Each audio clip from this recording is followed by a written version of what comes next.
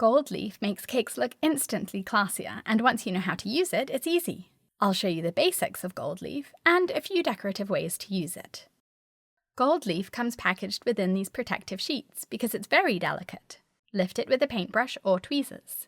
Don't touch it or it will stick to your finger. I chill my cakes in the fridge for an hour before decorating them to set the frosting so it's firm. Lift the gold leaf up and press it gently against a drip that's set, or against the frosting on the cake.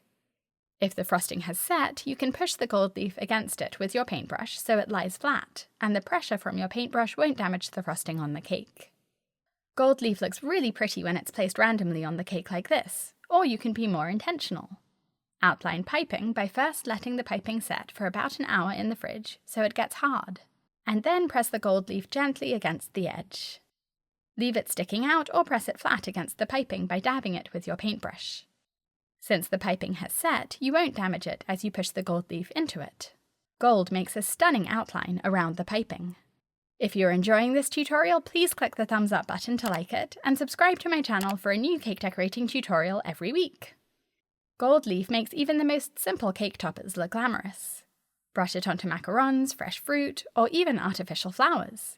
I brushed the edges of these petals with water to make them damp, and the gold leaf sticks to that moisture to make the flowers match the gold leaf on the frosting on the cake and to make them look fancier. For very specific placement of gold leaf, use a stencil. After the frosting on the cake has set, brush it with clear alcohol, like vodka, to make it moist, and then wrap a stencil around the cake. Peel the backing paper away from a sheet of gold leaf and press the gold leaf against the stencil, and it will stick to the damp frosting through the gaps in the stencil.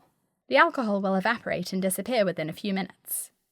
Simple shapes work best for this, because details are easily lost in intricate stencils, and if you don't like the result, you can brush it away with a paintbrush dipped in vodka, which will dissolve the gold leaf. For a simpler design, which is more effective with gold leaf, cut a shape out of parchment paper and press the outline against a cake. Brush on some vodka or use a sponge, and then press gold leaf into it. If there are any parts of the stencil shape that aren't covered with gold, try brushing gold leaf from the parchment paper surrounding it over onto the shape to cover it up completely, and then peel the stencil off to leave your gold shape behind. To completely cover a cake with gold leaf, let the frosting on the cake set and then peel off one side of the backing paper and press the gold leaf into the frosting on the cake, using the other side of the paper to press without touching the gold leaf with your hands. When you peel the backing paper away, the gold leaf will be left on the cake.